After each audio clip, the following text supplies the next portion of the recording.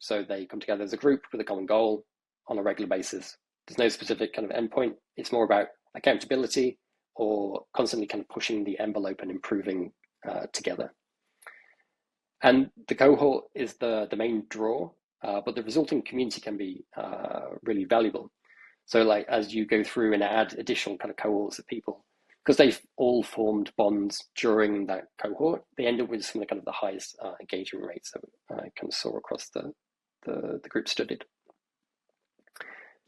In terms of sizing, the cohort communities tended to be the smallest of all types kind of we looked at, but the price charge was significantly higher than a course community, for example.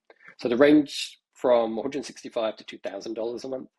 90th percentile was $490 a month. So some 9x higher than a course community. 85% offered a single price and half had a lifetime kind of plan. The benefits offered here were most commonly events with formats like hot seats, guest speakers, office hours being the most popular. Essentially, they're providing additional one-to-one help outside of the cohort itself. Mentorship audits were common too, presenting like an opportunity for the community operator to move more into consultancy.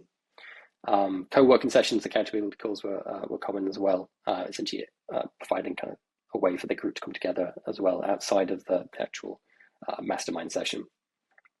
But growing a business was disproportionately the reason or the primary benefit of these kind of cohort-based communities.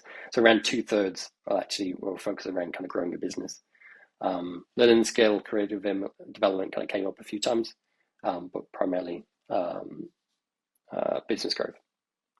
12% had an application process, but when used, they had no specific member requirements. So again, this is just mostly they had an interview session checking for member fit. So they're going to be spending several hours with this person as a group, and they want to make sure that that the group dynamic is going to work. So examples are things like Ezra Firestone's e-commerce mastermind, David Perel's Rite of Passage, and ODF.